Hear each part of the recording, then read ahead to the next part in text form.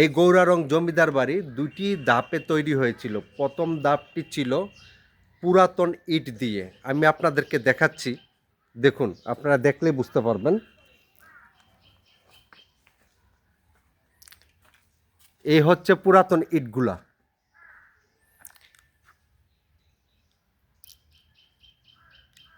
1.5 ইঞ্চি 2 ইঞ্চি ইট দিয়ে তৈরি করা। আর তারপর যখন আবার এই জমিদার বাড়িটিকে পুনরায় তৈরি করেছে, পরবর্তীতে ওনার যে বংশধর ছিলেন উনি যে তৈরি করেছেন, তখন এই ইট দিয়ে তৈরি করেছেন। দেখুন, আমি আপনাদেরকে একটু দেখাচ্ছি। এই যে এটা হচ্ছে বড় ইট, দেখুন ইটটা অনেক বড়। এটা 3 ইঞ্চি আর এটা হচ্ছে 1.5 ইঞ্চি ইট। অর্ধেক যে ইট থাকে, যে পুরাতন ইটের তৈরি, এটাতে বোঝা যায় জমিদার বাড়িটি যে অনেক পুরাতন ছিল এবং অনেক একটি বিখ্যাত জমিদার বাড়ি ছিল এই সুনামগঞ্জ গৌরারং জমিদার বাড়িটি। এই জমিদার গৌরারঙ্গের যে জমিদার ছিলেন, ওনার এক সময়ে অনেক কিছু ছিল। স্বর্ণের পিতল ছিল, স্বর্ণের কলস ছিল, অনেক কিছু ছিল। তো আমাদের যে স্বাধীনতা সংগ্রাম হয়েছিল, উনি এই সময়তে নিজের যান নিয়ে এই জায়গাতে চলে যান।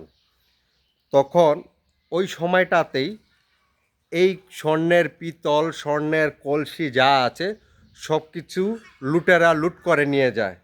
আজকে আপনারা যাদের জন্য বড় বড় কথা বলতেছেন, ওরাই এইগুলা লুট করতেছে, লুট করে নিয়ে গেছে। এই গৌরারং জমিদার বাড়ি থেকে প্রচুর স্বর্ণের জিনিসপত্র ছিল।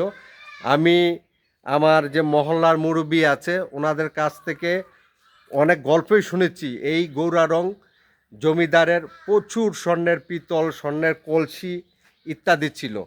এগুলা নিয়ে আজকে অনেকে কোটি কোটি টাকার মালিক। আমার এলাকার যে মান্যগণ্য মুরব্বীরা আছেন, ওনারাই প্রায় সময় এই নিয়ে আমার সাথে কথা বলেন। তখন আমার অনেক শুনতে ইচ্ছে করে। এই গৌরারং জমিদার বাড়ির অনেক কিছু হারিয়ে যাচ্ছে।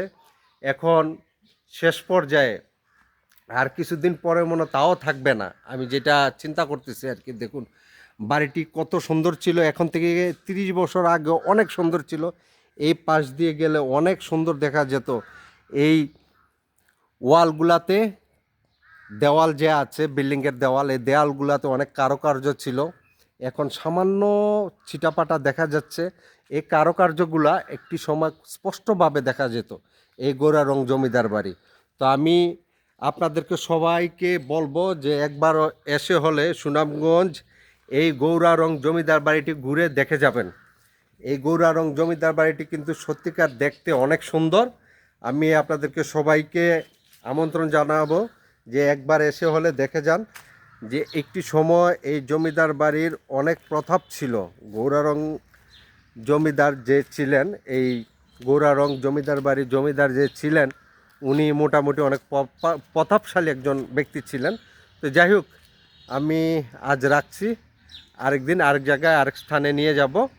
আর আপনারা দয়া করে আমাকে লাইক, কমেন্ট এবং সাবস্ক্রাইব করতে ভুলবেন না। কিন্তু এই ধরনের সুন্দর জায়গা দেখানোর জন্য আপনারা আমার পাশে থেকে আমাকে একটু সাবস্ক্রাইব করে সাহায্য করবেন, যাতে আমার চ্যানেলটি দ্রুত উন্নতি হয়ে যায় আর উন্নত হয়ে যায়। সরি, কারণ যেহেতু প্রথম ইউটিউবে কাজ করতেছি, সেজন্য একটু ঝামেলা হচ্ছেই।